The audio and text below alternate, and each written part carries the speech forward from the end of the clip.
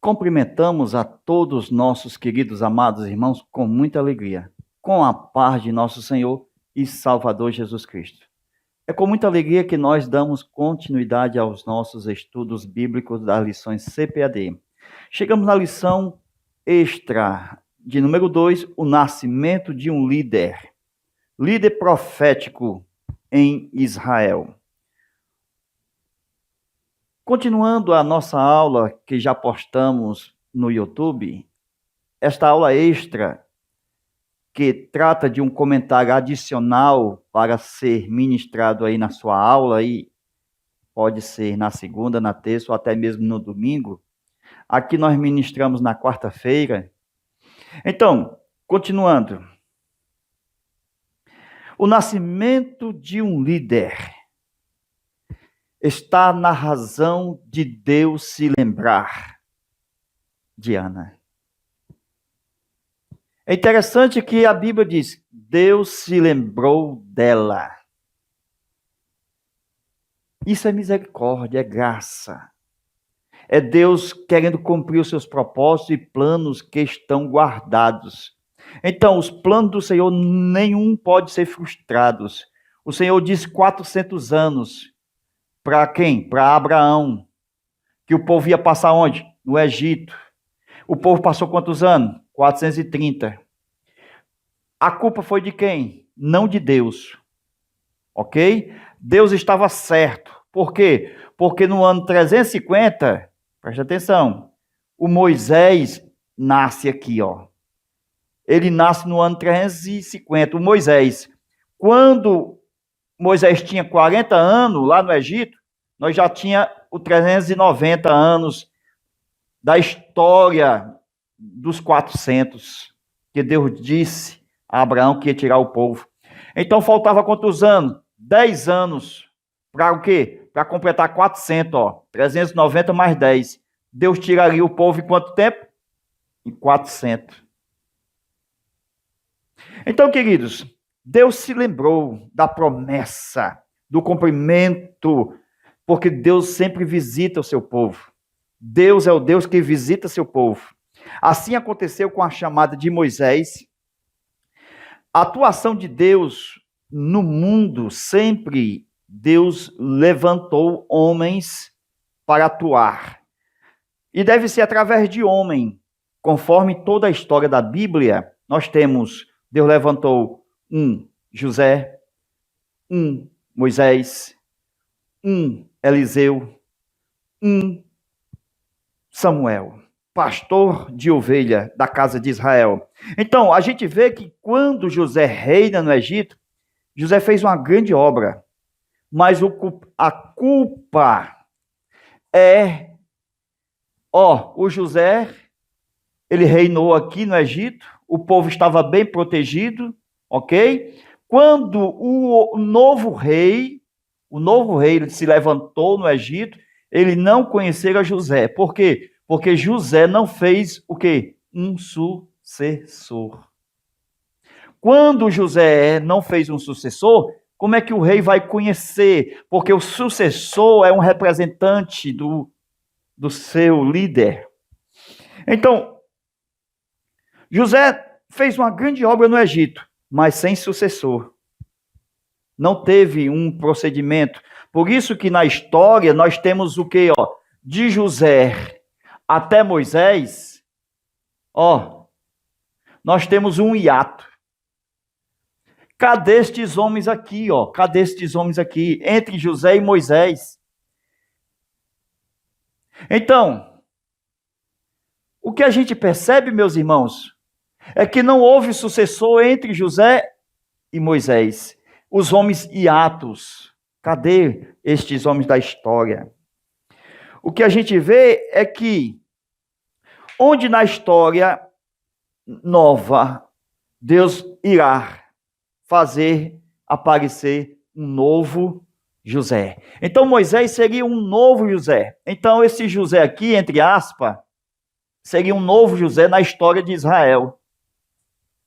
Por quê? Porque Deus ia levantar um homem e não daria mais tempo para passar o que José passou. Não daria tempo mais de passar pelo calabouço, pelas mamornas, por Potifar, pelo ismaelita. Não dava mais passar. Não teria mais tempo. Glória a Deus. Então Deus pega o Moisés aqui, ó, de bebezinho, ó, leva para o palácio. De bebê leva logo para o palácio, como que príncipe do Egito.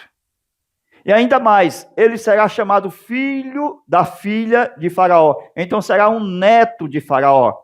Mas quando ele crescer, ele vai dizer, ele vai rejeitar ser o príncipe de Faraó. Moisés rejeitou uma coisa que José não fez. José não rejeitou. José quis ser o rei, quis ser governador. Então, a gente vê que mais na frente a gente vai tratar de Samuel, que é a lição de hoje, o nascimento de um líder. O que a gente percebe que é um novo José na história. O José, entre aspas, agora será quem? O Samuel. Então Deus não tem mais tempo também para preparar pessoas como José. Passar por tudo que José passou para vir alguém e passar o que ele passou. Talvez José pensou que o sucessor tinha que passar por tudo que ele passou para sentar no trono, para ser governador. Mas Deus, ele não faz os filhos sofrer o que o pai sofre. Se o pai sofreu, o filho não é para sofrer o que o pai sofre. Porque senão o projeto vai ficar embargado só no sofrimento.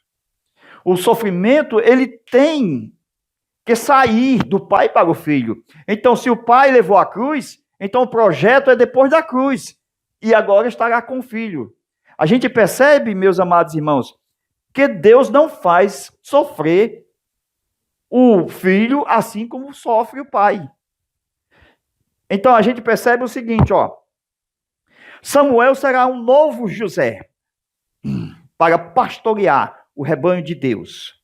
O chamado não é apenas para ser um representante do povo, mas para ser um representante de Deus diante do povo.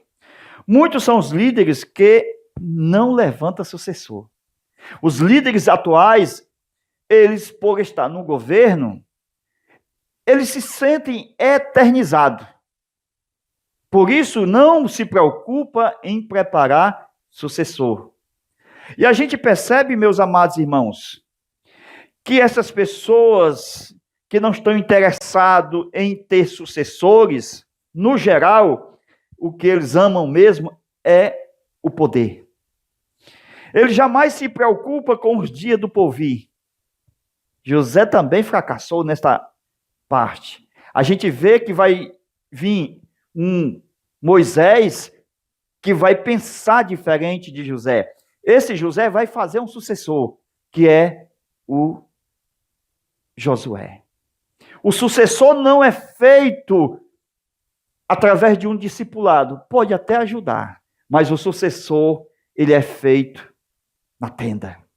Josué dormia na tenda, na porta da tenda de Moisés. E com isso, o sucessor sempre será aquele que não deixará o seu líder em nada.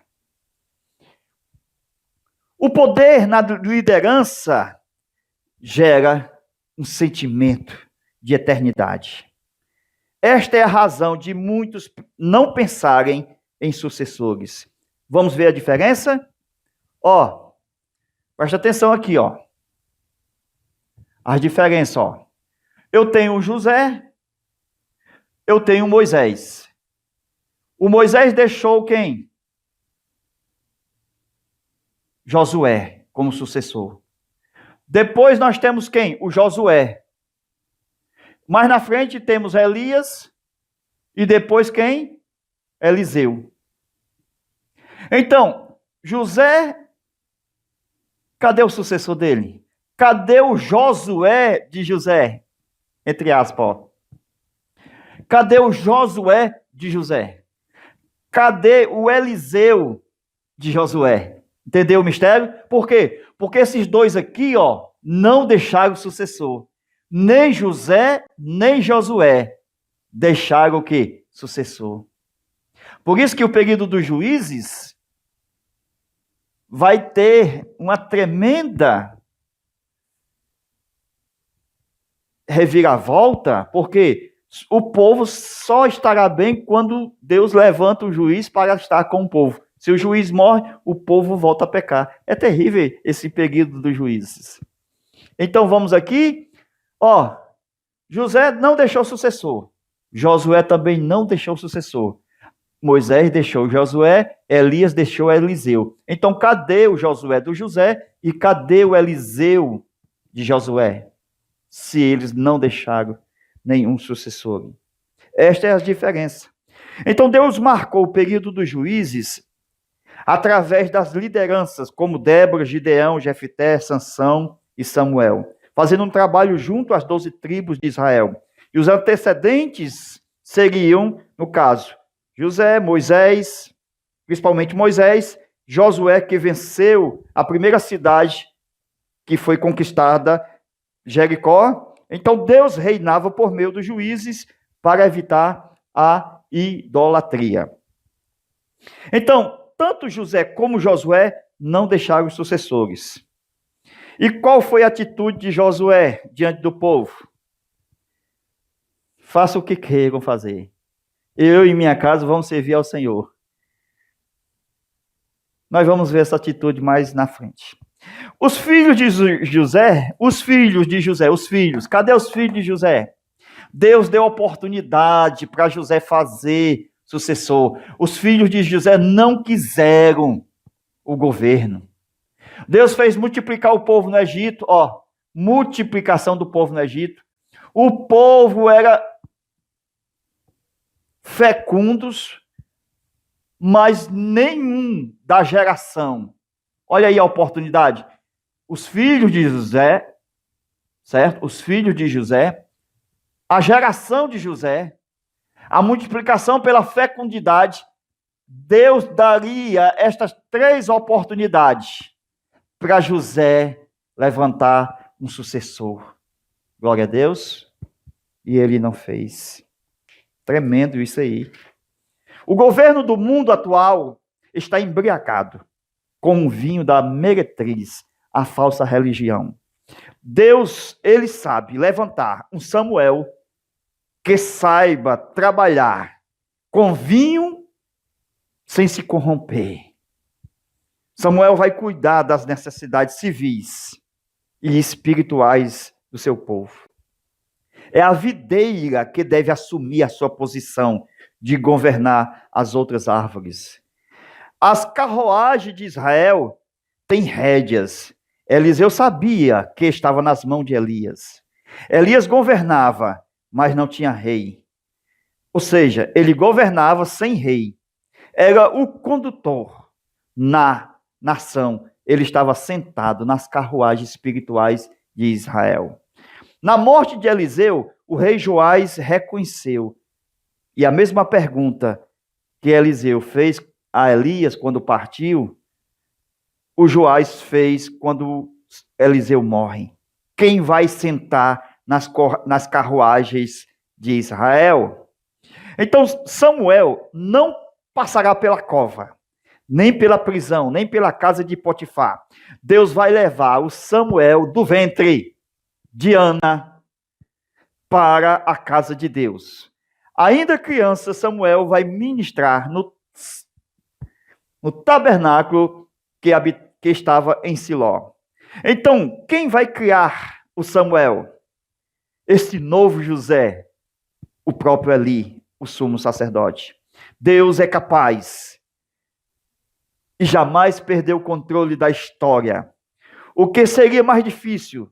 Salvar um menino, no caso aqui de Moisés, que estava entre os meninos que foram levados para o rio Nilo para ser afogados, e depois colocar numa arca e levar para ser príncipe, sentar e governar, ou fazer de uma mulher estéril, tirar do ventre da madre, de uma terra ainda infértil, e fazer brotar um garoto. Fazer ressuscitar o útero que estava morto. A palavra de Deus, como voz profética, era muito rara. Não havia profetas no tempo de Samuel. Imagine aquela mulher, Ana, sabendo que precisava de Deus falar com o povo. E que era necessário um profeta em Israel. Então, Ana creu em Deus antes de Samuel nascer. Então, a necessidade da nação era o quê? Era um profeta de Deus. A nação tinha necessidade de um profeta. E Deus viu que Ana também queria um milagre. Então, chegou a hora de fazer um negócio. Deus, eu sei que tu quer um profeta. E não tem nenhuma mulher que lhe dê filhos, consagre na sua casa. Mas eu estou aqui, se o Senhor quiser, o problema está comigo. Mas se o Senhor quiser assumir este problema e fazer gerar no meu ventre uma criança, eu lhe dou, meu Senhor. E Deus, meus irmãos, viu que havia uma necessidade e que havia uma impossibilidade por parte de Ana. Chegou a hora de levar este negócio para Deus. Ana entregou esse negócio para Deus. Então, Deus, tu está precisando do profeta? E eu quero um milagre? Então vamos fazer esse negócio. O Senhor cura meu ventre e eu lhe dou o profeta. Eu lhe dou Samuel. Aleluia. Chegou a hora de levantar o profeta. Não havia profeta desde Moisés, que foi o primeiro. E agora Samuel seria o primeiro entre aqueles que estavam no ministério profético. Glória a Deus. Já estava iniciando a nova fase, o ministério profético. Então não havia nenhuma mulher que desse seu filho para Deus, nem mesmo a Penina. Glória a Deus. Nem mesmo a Penina. E a gente percebe, meus irmãos, que Ana, no coração, se eu pudesse ter um filho, eu daria a ti, meu Deus. Porque eu sei que o Senhor ainda não tem um profeta, mas o meu útero não funciona. Há um problema em mim. Mas se o Senhor quiser fazer o milagre, eis aqui a serva do Senhor e o menino é teu. Glória a Deus. Ana é a primeira prova na Bíblia da oração no Espírito. Em Espírito. Ana começou a balbuciar, que quer dizer, as pronúncias da sua boca saíam imperfeitas. Não dava para entender. Quem está orando no Espírito não é compreendido. Por isso que o Eli disse, está louca, está bêbada. Ele não compreendia as palavras. Qual era a esperança de Ana? Quais eram os seus projetos? Eli não sabia, porque ele não entendia as palavras do Espírito que saía do seu coração. Eli apenas atentou para a sua boca. Ana, com lágrimas e o trêmulo da boca, ela estava no Espírito. Você já ficou assim no Espírito? Que as pessoas não compreendem o mistério de orar em todo o tempo no Espírito? Ana é a prova disso. Eli disse, estás louca, mulher? Estás embriagada? Ela, não, meu Senhor. Eu falava da amargura do meu coração. O pedido de Ana, dentro da parte humana, era totalmente impossível, porque ela era estéril. Ana tinha uma concorrente. Ana não tinha filhos para santificar. Então, como ela ia entregar uma oferta quando ela ia na adoração? Se a Penina tinha filhos e ela entregava a sua oferta para santificar os filhos, então havia uma contenda entre Penina e Ana. Já que Ana não tinha filhos, então como ela ia ofertar para santificar os seus filhos? Houve um trato. Chegou a hora fazer um trato com Deus. Glória a Deus. Deus cura o útero e o menino é de Deus. A entrega do menino na obra de Deus. O menino foi trabalhar no santuário. Eli era muito preguiçoso, irmãos. Vivia sentado numa cadeira. E a gente percebe que a vida de Eli, o sumo sacerdote, era ficar sentado, já que ele estava muito gordo, já que ele estava velho e a visão já tinha ido embora. Então, ele tinha muito, era um espírito de autoridade. Ele olhava para o menino e dizia: menino, vai ficar lá dentro do santuário, fica lá perto do. Ó. Glória a Deus. Aqui nós temos um candeeiro. Ele colocou o menino para dormir aqui, ó, pertinho do candeeiro. Porque era o menino que acendia as lâmpadas, as 7 lâmpadas, 6 horas da tarde, ele acendia as lâmpadas, e 6 horas da manhã, Samuel, ainda menino, garoto, vinha apagar as lâmpadas.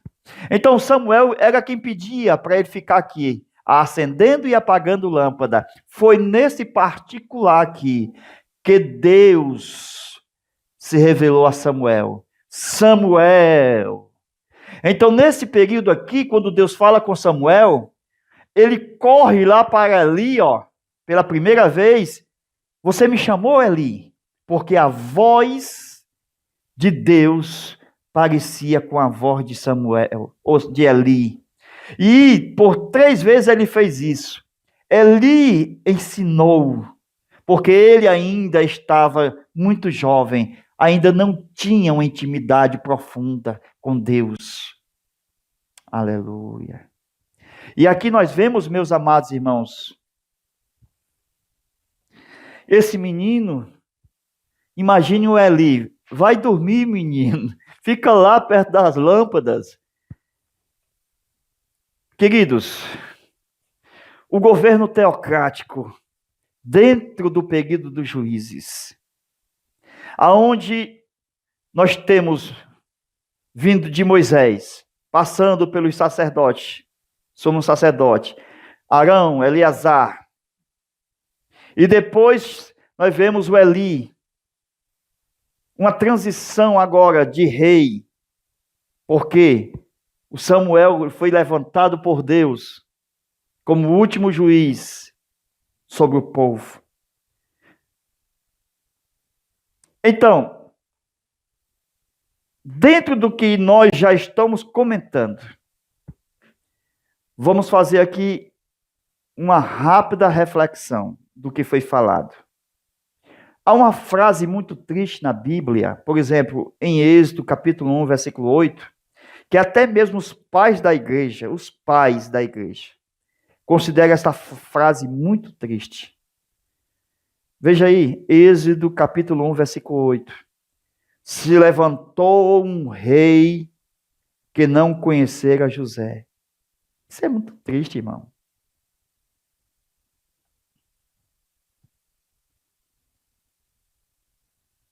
Por que, meus irmãos? Morreu José, morreu seus irmãos, morreu toda a geração de José. Os irmãos não quebrariam o galho de estar no governo? E a geração? Morreu tudo. Deus fez o povo ser fecundo no Egito, gerar muitos filhos. Deus estava dando o poder da fecundação para gerar filhos. A terra encheu deles. Mas cadê o sucessor? Deus fortaleceu o seu povo. Deus multiplicou o povo. Deus fez com que o povo ficasse em grande número. Mas cadê o sucessor? Fazer um sucessor, meus irmãos, era a maior importância para a obra prosseguir depois de José. Glória a Deus. É muito importante o crescimento. Mas se a igreja cresce e o líder não faz um sucessor, não adianta nada. É o mesmo que nada. O povo vai sofrer. Por isso que os juízes, quando morriam o povo sofria. O povo voltava para a idolatria. É como a figueira fazendo o sucessor para a oliveira. É como a oliveira fazendo o sucessor para a videira. O sucessor, ele é fruto de comunhão. Cadê a comunhão de José? Moisés teve comunhão com Josué. Elias com Eliseu. José tinha que ter comunhão com Deus para deixar pelo menos um sucessor neste particular. Então, o sucessor, ele nasce pela uma comunhão, por a proximidade. Glória a Deus. Então, o que a gente percebe, meus irmãos, é que os líderes, eles morrem, mas Deus jamais morrerá. É Deus quem faz com que aqueles que servem na obra de Deus, eles tenham a história e futuro garantido. Mas Eli, voltando aqui para Eli, não tinha uma característica de um governo que pudesse agradar a Deus. Então precisava mudar isto.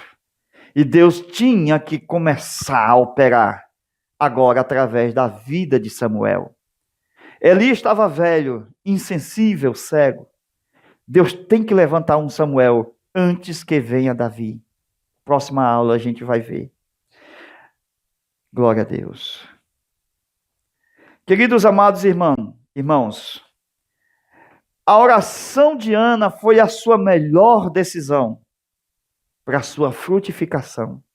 Eucana até disse para Ana: não sou eu melhor do que 10 filhos? Era um bom marido. Mas Ana não ficava satisfeito com palavras. Ana queria o milagre. Nem Eli, chamando Ana de bêbada, fez com que Ana se separasse do Espírito de Deus.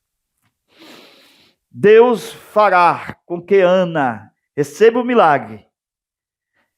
E antes do milagre, Ana derrama sua alma perante o Senhor e o seu espírito. Por quê? Porque ela sabia que no seu espírito e na sua alma, Deus poderia chegar lá onde o Eli desconhecia. Deus abençoe, Deus guarde. E vamos para a nossa terceira aula, se Deus quiser, com muita gratidão a Deus e com muita fé, e com muito temor e alegria. Deus abençoe e até a próxima aula, se Deus quiser. E vamos lá. Amém.